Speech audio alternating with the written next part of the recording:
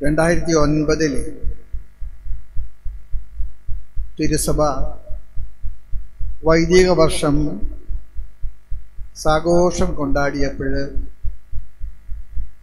Benedict 16 മാർപ്പാപ്പ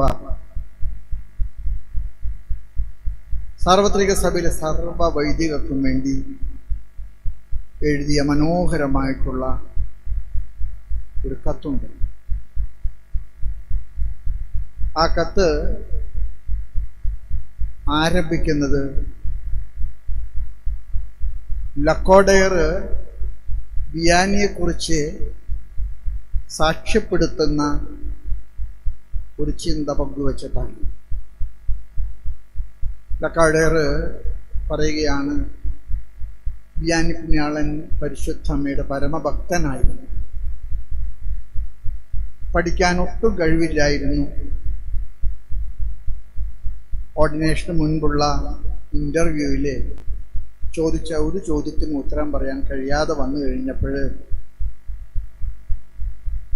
ആധ്യാത്മിക പിതാവും റക്ഷനും കൂടെ മെത്രാന്റെ മുമ്പിൽ ഒരു മാധ്യസ്ഥം നടത്തി. പാവമാണ്, നല്ല മനസ്സുണ്ട്, മാതാവിനോട് ഒരുപാട് ഭക്തിയുണ്ട്, കൊന്ത കാണാപ്പാടും അറിയാം, പിതാവ് പരിഗണിക്കണം. ലക്കോയ്ഡ് പറയുകയാണ്, കൊന്ത ചെല്ലാൻ അറിയാം എന്നൊറ്റ കാരണത്താൽ പട്ടം വാങ്ങിച്ച ജോൺ മരിയ വിയാനി സാർവത്രിക സഭയിൽ ഇന്ന് വൈദികരുടെ സ്വർഗീയ മധ്യസ്ഥനാണ്. Formation, not passing mere information, but helping the candidates for their transformation. ഇന്നത്തെ വായനകളൊക്കെ അതീവ ശ്രേഷ്ഠമായിട്ട് എനിക്ക് തോന്നി. നമ്മൾ ആദ്യമായിട്ട് വായിച്ചു കേട്ടത് എസെക്കിയേലിന്റെ പുസ്തകത്തിൽ നിന്നാണ്. 41-ാമത്തെ അധ്യായത്തിൽ 15 തുടങ്ങി 23 വരെയുള്ള വാക്കുകൾ. ഇസ്രായേലിലെ പുരോഹിത വംശമാണ് ലേവ്യർ. അതുകൊണ്ട് വായനയിൽ തന്നെ പറയുന്നുണ്ട്, നിങ്ങൾ സ്വത്ത് ഭാഗിച്ച് ഗോത്രങ്ങൾക്ക് കൊടുക്കുമ്പോൾ ലേവ്യ വംശത്തിന് അത് കൊടുക്കരുത്. കാരണം അവരുടെ അവകാശം കർത്താവായ യഹോവയാണ്. ഒരുപക്ഷെ ഒരു സെമിനാരിയിലെ വൈദികർക്ക് നൽകുന്ന പരിശീലനത്തിൻ്റെ ഹാർട്ട് ബീറ്റ് എന്താണെന്ന് ചോദിച്ചാൽ, ദൈവം തൻ്റെ സർവ സ്വത്തുമായിട്ട് മാറാനും താൻ ആയിരിക്കുന്ന എല്ലാ സ്ഥലങ്ങളിലും അങ്ങനെ ഒരു പരിവർത്തനം സൃഷ്ടിക്കാനും വൈദികർക്ക് കഴിയുന്നത് കൊണ്ടാകണം, കഴിയേണ്ടത് കൊണ്ടാകണം.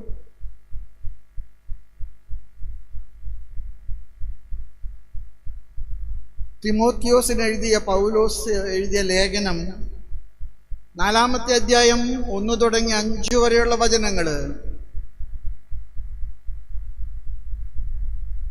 നമ്മുടെ ഹൃദയങ്ങൾ ഒരുപാട് ശ്രദ്ധ വയ്ക്കേണ്ട ഒരു കാര്യമാണ്.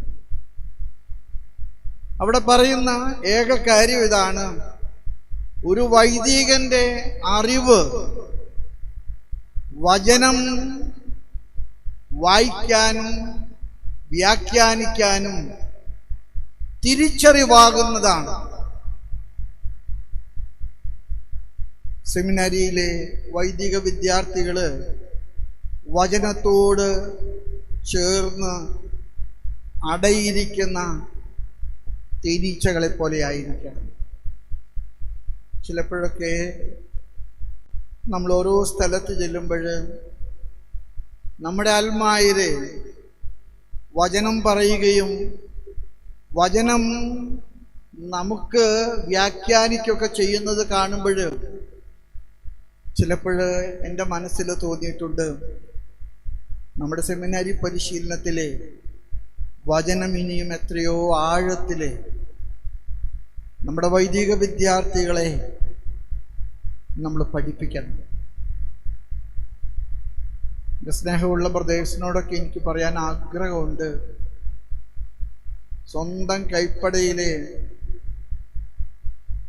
വചനം എഴുതി 5 പ്രാവശ്യം തീർത്ത ഒരമ്മച്ചി മൗണ്ട് സെന്റ് തോമസിലെ എന്നെ കാണാൻ വന്നപ്പോൾ എൻ്റെ ഹൃദയത്തിൽ ഒരു പലവിചാരം ഉണ്ടായി. ദൈവമേ, ഈ അമ്മച്ചിയുടെ മുൻപിൽ നമ്മൾ ആരാണ്? 5 പ്രാവശ്യം ദൈവത്തിൻ്റെ വചനം ഉൽപ്പത്തിയുടെ പുസ്തകം തുടങ്ങി വെളിപാട് വരെ എഴുതി പഠിച്ച ഒരമ്മച്ചി. ഞാൻ അമ്മച്ചിയോട് ചോദിച്ചു, അമ്മച്ചി ഇതെങ്ങനെയാ പറ്റുന്നത്? അമ്മച്ചി എന്നോട് പറഞ്ഞു, വീട്ടിലെ പണികൾ ഒതുക്കി കഴിഞ്ഞു കഴിഞ്ഞാൽ പിന്നെ എനിക്ക് ഒറ്റ കാര്യം മാത്രമേ ഉള്ളൂ, ഇത് എഴുതാൻ. ഓരോ പ്രാവശ്യം എഴുതുമ്പോഴും എന്നോട് ദൈവം പറയുന്നുണ്ട്, നീ എഴുതിയത് പോരാ, നീ ഇനിയും തുടർന്ന് എഴുതണം. ഞാൻ എഴുത്ത് നിർത്തിയിട്ടില്ല പിതാവേ, ഞാനത് തുടരും. ഞാനിത് പറയുന്നത് നമ്മുടെ സെമിനാരി പരിശീലനത്തിൻ്റെ രഥ ജൂബിലി ഈ സെമിനാരി കൊണ്ടാടുമ്പോൾ നമ്മുടെ പരിശീലനം അക്കാഡമിക് ലെവലിൽ നിന്ന് ലൈഫ് ലാബ് ലെവലിലേക്കുള്ള ഒരു പരിവർത്തനം. ഇവിടെ പഠിപ്പിക്കുന്നതെല്ലാം തലയ്ക്കകത്ത് സൂക്ഷിക്കുകയും ചോദ്യക്കടലാസുകൾ ഉത്തരമായിട്ട് പറയുകയും ചെയ്ത ശേഷം അത്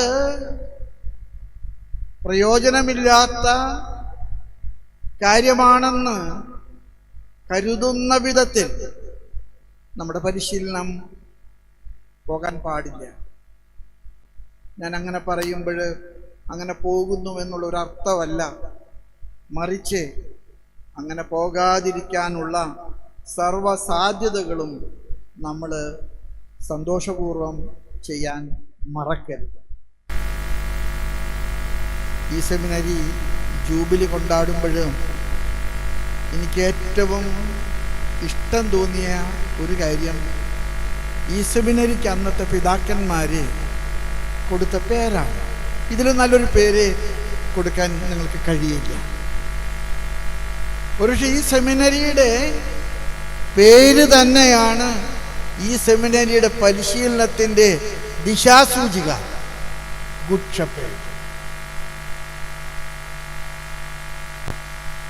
എന്നെ ഇക്കണോമിക്സ് പഠിപ്പിച്ച ഒരു പ്രിയപ്പെട്ട സാറ് ക്രൈസ്തവ വിശ്വാസത്തോട് വളരെ വളരെ ആദരവുള്ള ഒരു സാറാണ്. അദ്ദേഹം എന്നോട് എപ്പോഴും പറയും, ജീസസ് പറഞ്ഞെടുത്തോളം അർത്ഥവത്തായിട്ടുള്ള ഉപമകൾ വേറെ ആരും പറഞ്ഞിട്ടില്ല. എന്നിട്ട് അദ്ദേഹം പറഞ്ഞു, ജീസസ് പറഞ്ഞ കഥകളിൽ ഞാൻ ഒരു ഇക്കണോമിക്സ് അധ്യാപകനായതുകൊണ്ട് പറയുകയാണ്, അൺഇക്കണോമിക്കായിട്ടുള്ള ഒറ്റ ഉപമ മാത്രമേ ഉള്ളൂ. 99നെയും വിട്ടിട്ട് കാണാതെ പോയതിനെ അന്വേഷിച്ചത്, കാണാതെ പോയതിനെ കണ്ടുകിട്ടുവോളം അലഞ്ഞത്, കണ്ടുകിട്ടിയപ്പോൾ അതിനെ തോളിലേറ്റി ആലയിലേക്ക് വന്നത്. നമ്മുടെ കർത്താവ് ധൂർത്തപുത്രൻ്റെ കഥ നമ്മളെ പഠിപ്പിക്കാൻ ഒരു കാരണം ഈ ഇടയൻ്റെ ദൗത്യത്തിലെ ധൂർത്തപുത്രൻ്റെ സ്പേസ് കാണാതെ പോയ ആടിൻ്റെ സ്പേസാണെന്ന് നമ്മളെ ഒന്നുകൂടെ ഓർമ്മപ്പെടുത്താൻ വേണ്ടിയിട്ടാണ്. ഇന്നത്തെ സുവിശേഷം നമ്മളോട് പറയുന്നത് പൗരോഹിത്യ ശുശ്രൂഷയുമായി ബന്ധപ്പെട്ടിട്ട് 3 കാര്യങ്ങളാണ്. യോഹന്നാന്റെ സുവിശേഷം 10-ാമത്തെ അധ്യായം 7 തുടങ്ങി 11 വരെയുള്ള വചനങ്ങൾ. നല്ല ഇടയൻ ആലയുടെ വാതിലാണ്. He's the door. അതിലൂടെയാണ് ആടുകൾ പ്രവേശിക്കേണ്ടത്. തുറന്നു കിടക്കുന്ന വാതിലുകൾ. ഞാൻ ചിലപ്പോഴൊക്കെ എൻ്റെ അജപാലന ശുശ്രൂഷയിലെ ഞാൻ ആദ്യമായിട്ട് കൊച്ചച്ഛനായിട്ട് ചെല്ലുമ്പോൾ വളരെ വളരെ മുൻകോപിയായിട്ടുള്ളൊരു വികാരിച്ചനാണ് എനിക്ക് ഉണ്ടായത്. അച്ഛൻ എന്നോട് എപ്പോഴും പറയാറുണ്ട്, എനിക്ക് മുൻകോപമുണ്ട്, അതുകൊണ്ട് പ്രത്യേകം ശ്രദ്ധിക്കണം. എൻ്റെ മുറിയിലേക്ക് ആളുകളെ വിടുമ്പോൾ അച്ഛൻ അത് തീർത്ത് ഞാൻ ഒപ്പിടേണ്ട സമയമാകുമ്പോൾ മാത്രമേ വിടാവൂ. ഞാൻ അച്ഛനോട് ഒരുപാട് സൗഹൃദം വന്നപ്പോൾ ഞാൻ പറഞ്ഞു, അച്ഛാ, ആളുകൾക്ക് അച്ഛൻ്റെ മുറിയിൽ കയറാൻ ഭയങ്കര പേടിയാണ്. അച്ഛൻ കുഴപ്പക്കാരനല്ലെന്നൊക്കെ അവർക്കറിയാം. അച്ഛൻ പറഞ്ഞു, എനിക്ക് അസുഖങ്ങളുണ്ട്, ഞാൻ ഒരുപാട് മരുന്ന് കഴിക്കുന്നുണ്ട്, അതുകൊണ്ടാണ് ഞാൻ കൊച്ചച്ഛനോട് പറയുന്നത്, എൻ്റെ മുറിയിലേക്ക് അച്ഛൻ ആളുകളെ കൊണ്ടുവന്നാൽ ഞാൻ പെട്ടെന്ന് ചൂടാകില്ല. ഞാനിത് പറയുന്നത് ആടുകൾക്ക് എപ്പോഴും കയറി വരാൻ തുറന്നിട്ട വാതിലുമായിട്ട് കാത്തിരിക്കുന്ന ഇടയന്റെ ദൗത്യം, ആ ദൗത്യം സെമിനാരികളിലേക്ക് എത്തിക്കാനായിട്ട് നമുക്ക് കഴിയുമ്പോഴാണ് സെമിനാരി പരിശീലനം അർത്ഥവത്താകുന്നത്, സെമിനാരി പരിശീലനം പ്രസക്തമാകുന്നതും പ്രായോഗികമാകുന്നതും. സുവിശേഷത്തിൽ പറയുന്നത് ജീവന്റെ സമൃദ്ധിയെക്കുറിച്ചാണ്. ജീവന്റെ സമൃദ്ധി, അതിൻ്റെ സൂക്ഷിപ്പുകാരാണ് നമ്മൾ ഇന്ന് കുടുംബങ്ങളിലൊക്കെ ജീവന്റെ സമൃദ്ധി ഉണ്ടാകണമെന്ന് ഒരുപാട് പ്രസംഗിക്കുന്നുണ്ട്. നമ്മുടെ കുടുംബങ്ങളിൽ കൂടുതൽ കുഞ്ഞുങ്ങൾ വരണം, ജീവന്റെ സമൃദ്ധി നമ്മുടെ കുടുംബങ്ങൾ ആഘോഷിക്കണമെന്ന്.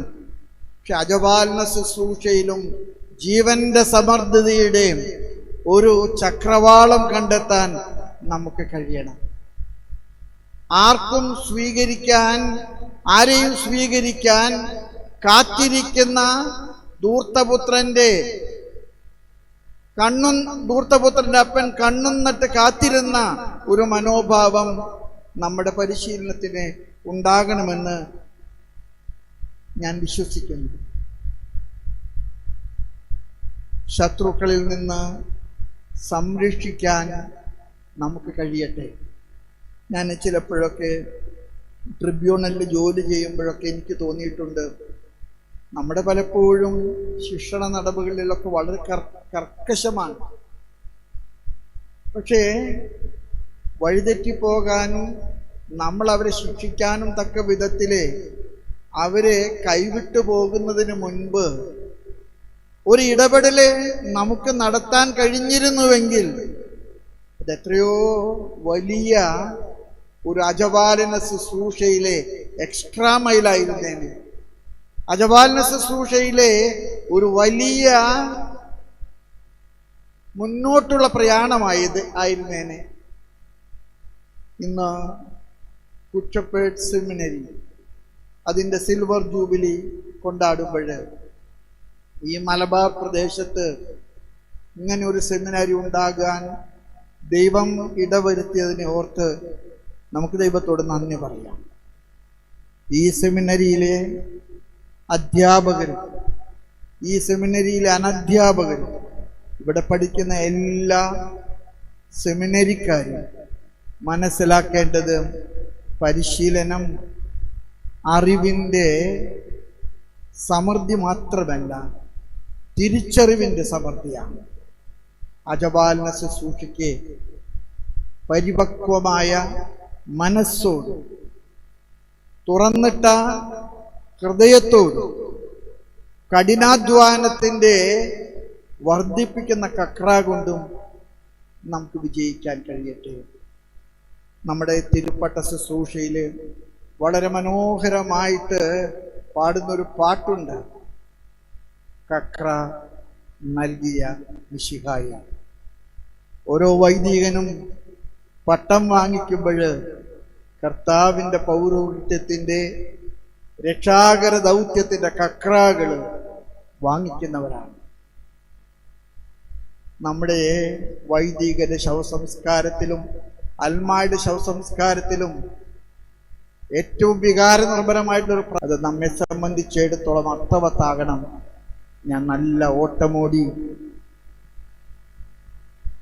ഞാൻ അവസാനിക്കാത്ത ഓട്ടം നിനക്ക് വേണ്ടിയുള്ളൂ. നീതിയുള്ള ന്യായാധിപനായ കർത്താവ് മഹത്വത്തിൻ്റെ കിരീടം എന്നെ അണിയിക്കുവാൻ ഇടയാകട്ടെ. സെമിനാരിയുടെ എല്ലാ ശുശ്രൂഷകളിലും സഹകരിക്കുന്ന എല്ലാവരോടും സഭയുടെ നാമത്തിലുള്ള അടുപ്പവും അഭിനന്ദനവും നന്മ നിറഞ്ഞ ആശംസകളും അറിയിച്ചുകൊണ്ട് പിതാവിൻ്റെയും പുത്രൻ്റെയും പരിശുദ്ധാത്മാവിൻ്റെയും നാമത്തിൽ ആമേൻ.